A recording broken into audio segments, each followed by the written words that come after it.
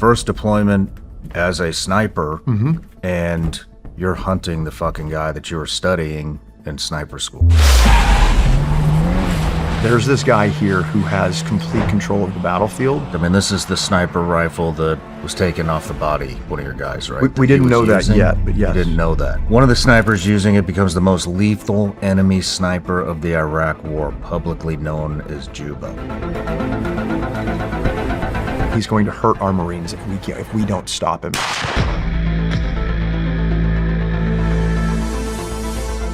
I just wanted to see the kills. How is he doing this? Juba is the inspiration for the enemy sniper character Mustafa in the film American Sniper. I mean, this guy's got quite the reputation. And then we hear footsteps. We have like this creaky metal door at the very bottom of the stairs, and we had broken glass on the stairs on the way up. And we start hearing the creaky door open up. It's like in between kind of a lull, and then we start hearing footsteps. And they're coming up towards us. And so I jump off of the 50, I leave the 50 where it's at. Memo and I post up, we're on the door, I'm getting a grenade ready, we're holding on the top of the stairs, and I'm waiting for whoever this is to come up the stairs, and because we don't know who it is. And then all of a sudden, I see a camouflage spray painted M4, and then I see a Mitch helmet. And it is none other than, at the time, unknown 2 Navy SEAL snipers. One of them by the name of Chris Kyle. We've got like the dream sniper hide. So then what happens is Chris Kyle and his partner, and he actually writes about this in his book, American Sniper. You guys have way better gear than we did. So then what happens is now we get into position, and Marines and SEALs have to compete with one another, right? So now we have 3 actual snipers and then 1 pig are now covering the northern flank of Fallujah as we have the Marines starting their advance in. So they're ripping rounds in the city, and they're like, Navy, 1! And then we would shoot and be like, Marines, 1! So we're having to. I was 21 years old. Third tour at 21? Sir. Holy shit. Yep. You know, I'll tell you a story today that I haven't told anybody. I got asked the other day, someone said, do you have any regrets over times where you didn't pull the trigger? What is the story that you haven't told anybody? Let's do it right now so we don't forget it.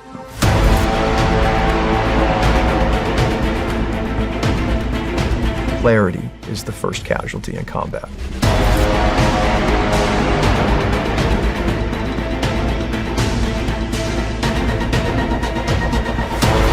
And here's my gun book from that gun, from that day. You fucking picked up a small handy cam in the middle of an active market. The first call I made was to Quantico Sniper School. They're the lead schoolhouse. My old sniper team leader, Sergeant Blake Cole. Jimmy and I got on the phone together. Blake, got him.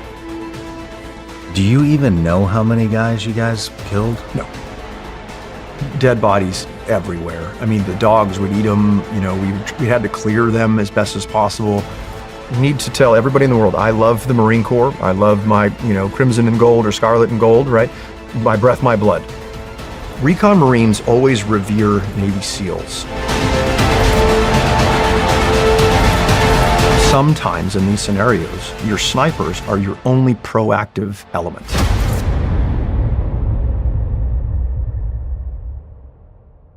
Eventually what happens is I shoot the engine block of the Toyota Hilux as it's coming down.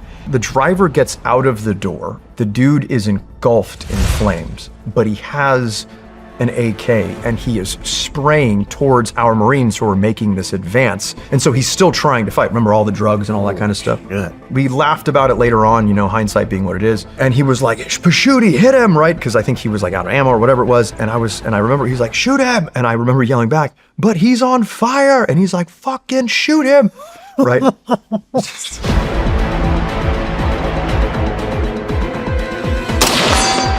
I see a guy digging a fucking, pulls up in a car, digging an IED, and I'm like, I got this dude dead to rights.